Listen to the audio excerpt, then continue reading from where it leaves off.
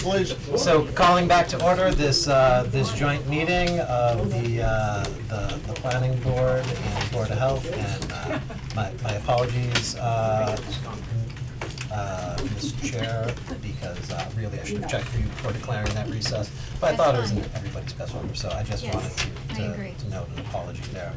I also would like to take this moment to say that I am politely asking everybody to maintain a civil tone and not be personal, despite the fact that the SJC says I can't force you to do that anymore, but I will declare a recess if the room is out of order, and I certainly can do that. So with that said, we're back in session. We're on item D.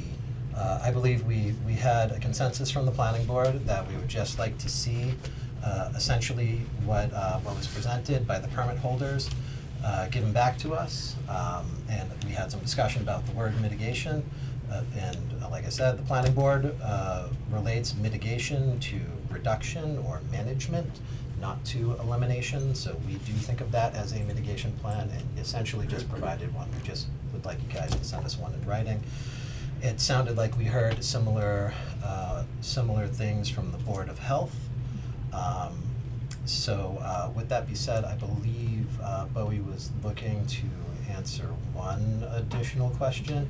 Keep in mind, I think I'm about to get a motion to adjourn from one of our members, but are you sure it's a question you need to answer? Sure, I'm calm, and I would just like to address that, cannabis is now legal in Massachusetts. Every household can grow 12 plants with 2 adults who live in that household. I would just like everybody to know 12 plants can produce, outdoor plants in someone's backyard can produce a massive amount of cannabis. There is no way to differentiate at this point in time in this landscape of legalization where the smell is coming from.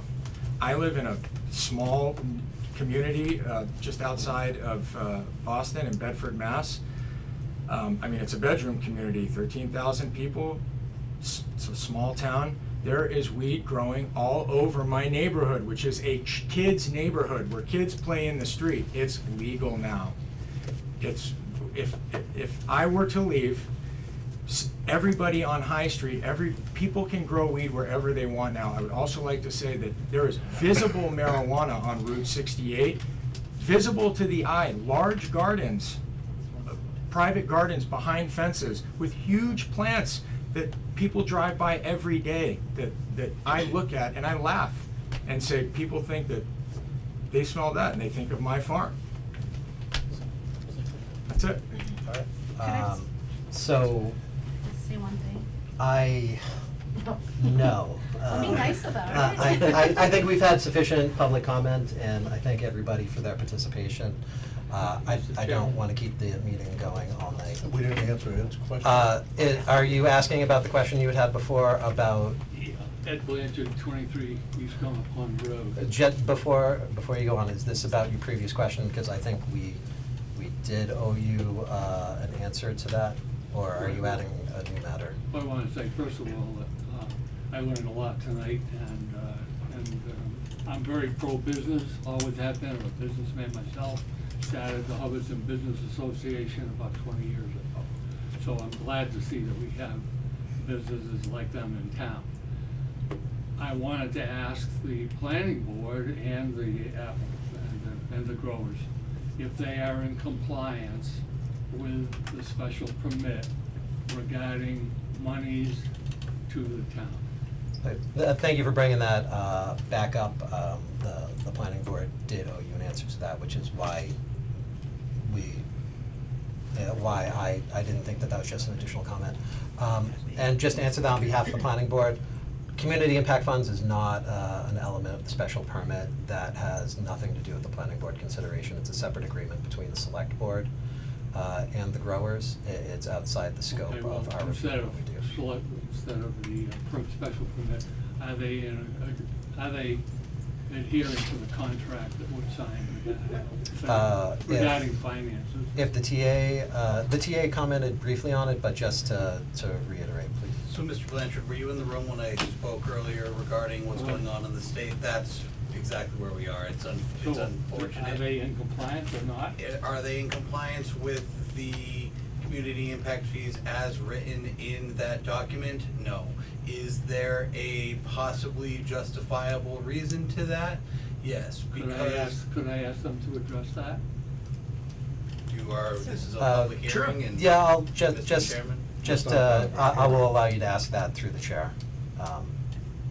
If the permit holders have anything addition to add, other than what the TA said. If you don't, that's fine, but. Well, I'll boil down, the legal cannabis landscape for you, as quickly as I can. In 2016, when this law was approved, basically, nobody wanted to hold the hot potato, so the state approved a blanket regulation and then gave a lot of power to the municipalities to sort of decide, based on their own bylaws, what the fees would be from the companies that are coming to the cannabis zoning in that municipality. And all these host community agreements were basically laid out and signed. And this past year, the state has stepped in and said those agreements are no longer, they were too egregious, they were asking for too much money. So, and many of the basically, a few of the cannabis companies started suing their municipalities for the egregious, unbelievable amounts of money they were receiving for no community impact. These are mostly indoor cultivation sites that have, are $10 million buildings with $1 million HVAC, and, that have no community impacts at all. A few of those companies have now sued their municipalities, which has forced the Cannabis Control Commission with Representative Donahue to create a new host community impact guidance that was approved by Charlie Baker and signed on his way out of office, and is now basically in a gray area, so to speak. So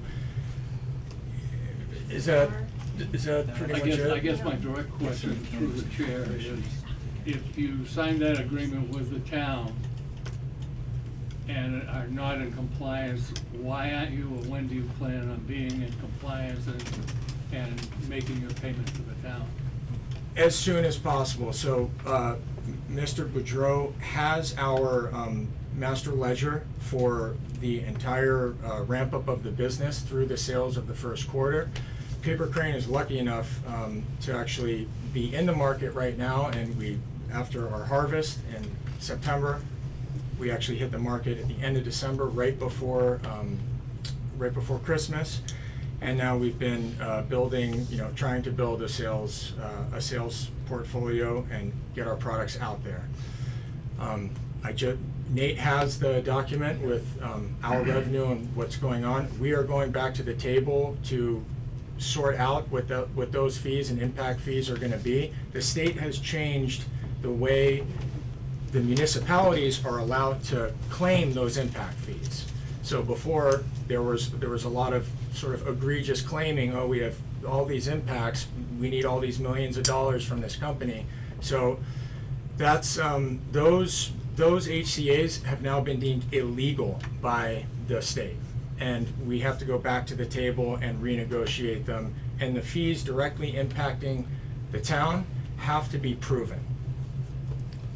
If that makes sense. I would like to, because we're getting pretty off topic from our agenda, I would actually like to defer further discussion of this to the select board. Could I ask the other candidates the same question? Mr. Bertolt's the only candidate actually Mr. Bertolt's the only owner actually working towards doing anything regarding finances with the municipality. Yeah, What can we expect? as I said, well, I guess, Mr. Schmidt, if you would like to comment. Yeah, that's fine. Yeah, so we're about 6 to 9 months behind Bowie in terms of like getting up and being able to sell our product. So I'm kind of just letting Bowie take charge of this HCA thing, and I'll see what happens. So Well, I own this- it. So I own a piece of both sides of the road. So I'm just focused on some other things right now. So. So, Sure. ultimately, it's an unresolved question with the state, and it is going pretty far afield from our agenda at this point, so. Can I speak to a statement? Yes.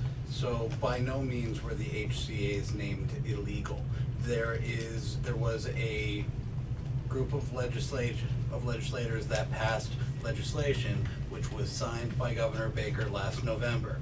The Cannabis Control Commission is now working on creating guidance for said legislation that we are expecting in November of this year. The Hubbardston Select Board and many other select boards, mayors, city councils, town administrators have reached out to the Cannabis Control Commission with a request to hold the original documents, hold them up and say like, hey, these people signed these contracts, they should be held responsible for what they agreed to. Do we want them to be responsible to that outside of the parameters of their original deal? No, fix it going forward. But we have requested that the owners and host community agreement holders statewide be held to what they agreed to. Will that come to fruition in the final guidance? Who knows? I'd be willing to bet no. But we will continue to work with these owners. We welcome their business and we want to work with them. We want to see it do well. And I, as town administrator, appreciate you all coming out tonight. I'm sure I can speak for the select board in saying the same. If anyone has any questions, feel free to reach out at any time. We can bring it up at a future meeting, and I'm willing to talk to anybody pretty much anytime. Thank you. Thank you very much for your input, appreciate it. Thank you for that summary. Mr. Chair, at this point in time, I know that we have, as part of the agenda item, an indication that the report will be presented at the June 7th meeting of the planning board, if I am not mistaken. And can you confirm that? That is what's on the agenda, and that is the last thing that we need to talk about.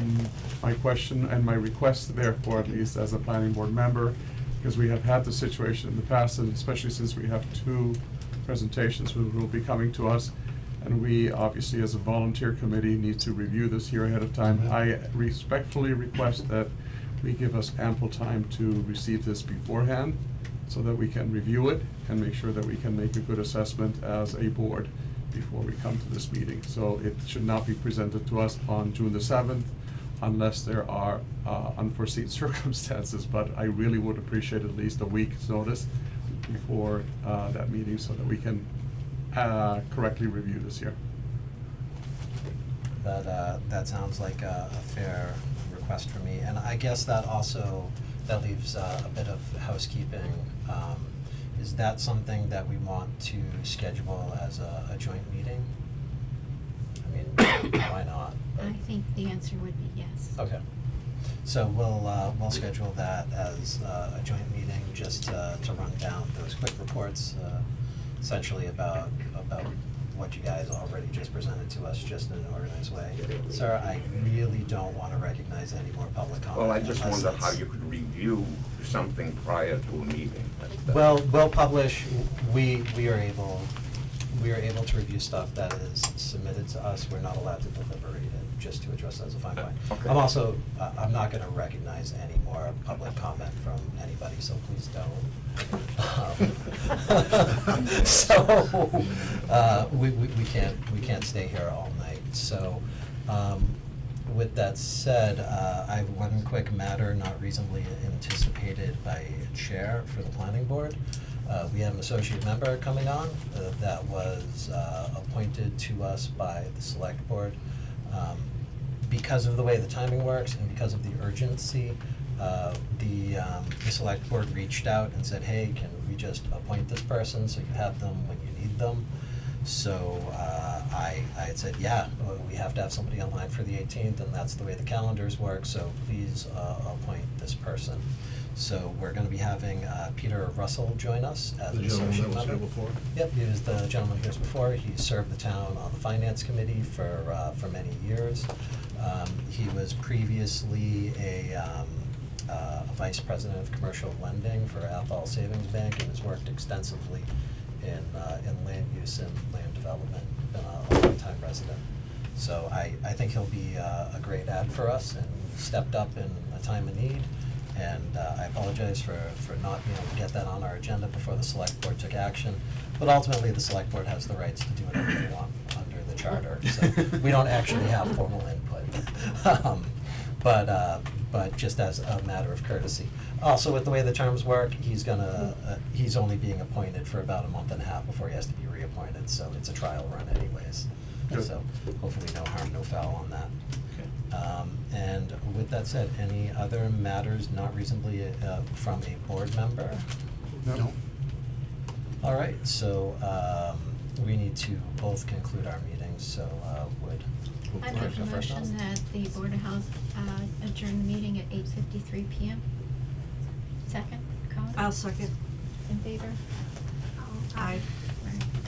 I make the motion that the planning board close the meeting. All right, here in the first, do we have a second? Here in the first and a second, non-debatable, calling a vote. Steiger Aye. aye? Aye. Any opposed? We are adjourned. Thank you. Thank you, everyone, for coming.